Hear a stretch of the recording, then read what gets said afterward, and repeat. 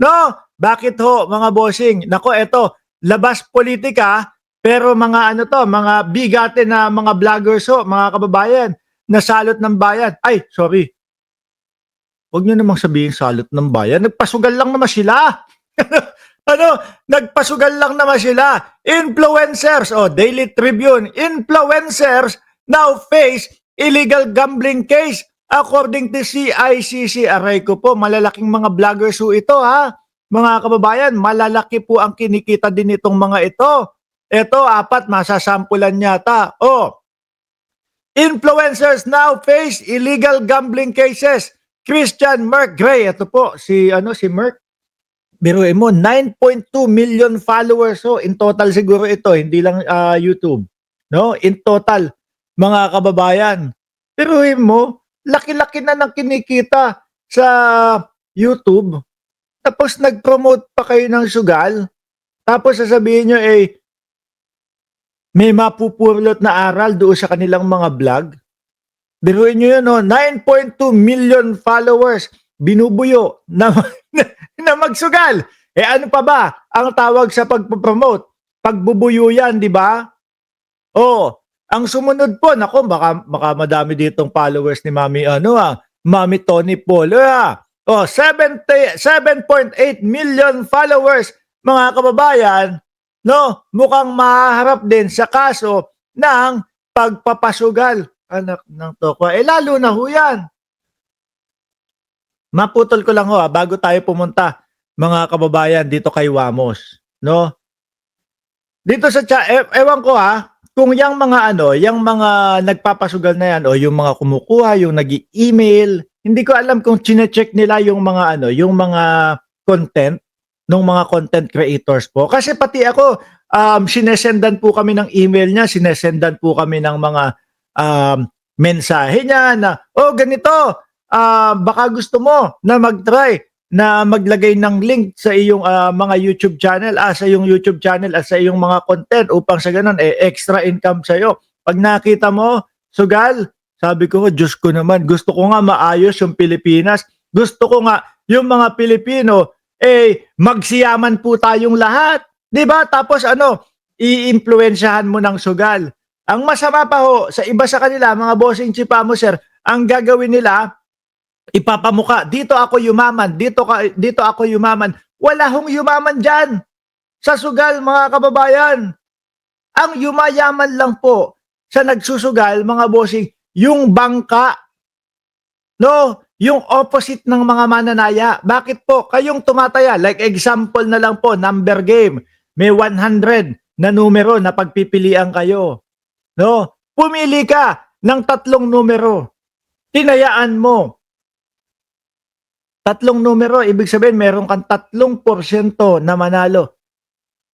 Pero yung tinayaan mo, yung bangka, yung kalaban, 97% manalo. Di ba?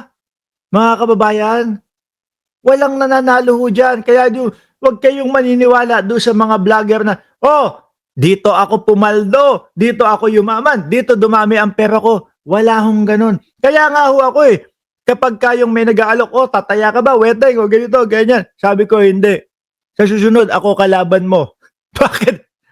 Siyempre mas gusto ko doon sa doon po sa kabilang side. Gusto ko ako yung 97% na mananalo. Di po ba? No, ayoko nung pataya-taya lang. Gusto ko ako yung mismong gambling lord. Joke lang ho, mga kababayan, biro lang ho. No? Pero kung papipilian ako ng side, syempre doon sa mas malaki yung panalo, di ba? Pero hindi ko gagawin yun, mga bossing. Kukwentahin nyo. Araw-araw tumatayo kayo, sabihin nyo ng 20 pesos lang. Sabihin mo 20 pesos, taya, araw-araw sa araw-araw na ginawa ng Diyos, tumataya ka ng 6 na beses sa isang linggo o 5 beses sa isang linggo, 100 piso. Hindi ka nanalo. Di ba? Kung kukwentahin mo, mas malaki pa talaga yung talo mo. Ang gawin mo, ganito po mga kababayan. Yung 20 mo, ihulog mo sa kung saan, magbutas ka ng kung saan dyan sa bahay mo.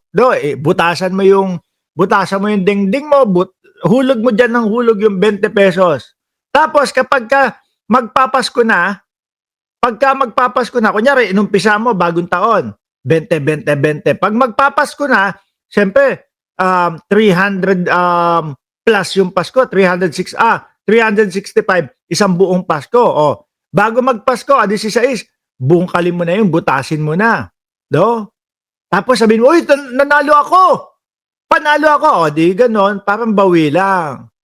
Di po ba? Mas ganon ang gawin nyo kaysa yung itataya nyo. Mamaya, isang buong taon, hindi pa kayo tumama. Minsan, tumatama kayo kung kukwentahin mo lahat ng naipatalo mong pera. Ganon din. Talo pa din. Di ba? O ito, kung kayo na mga influencers, actually, iba po na ini-influensya nila sa sugal yung mga kababayan natin. Kung kayo, para sa Pilipino, huwag niyong impluensyahan na magsugal yung ating mga kababayan. Di po ba? Sabi nga kung galit ka sa tao, ayain mong magkasino. Kung galit ka sa tao, ayain mong magsugal.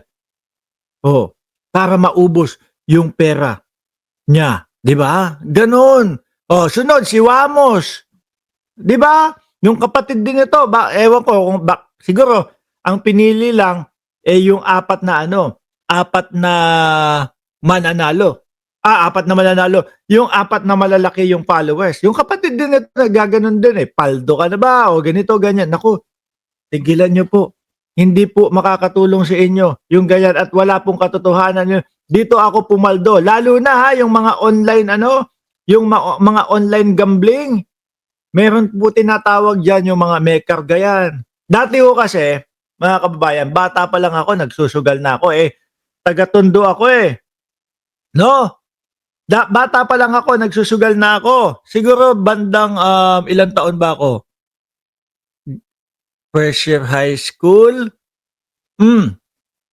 Gumraduate ako, mga 1996. Mga 1997, nagsusugal na ako.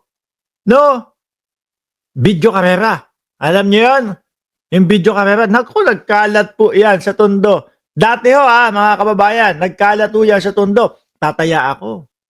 Meron tinatawag na merong may karga. Lalo na sa mga online na ganyan. Lalo na sa mga digital platform o yung mga video-video. May karga. Kapag ka napadami yung taya mo, hindi na yun yung mananalo kasi malulugi yung bangka May daya! Oo, no, hindi ko sinasabing lahat pero karamihan malamang may daya. Kaya wag na.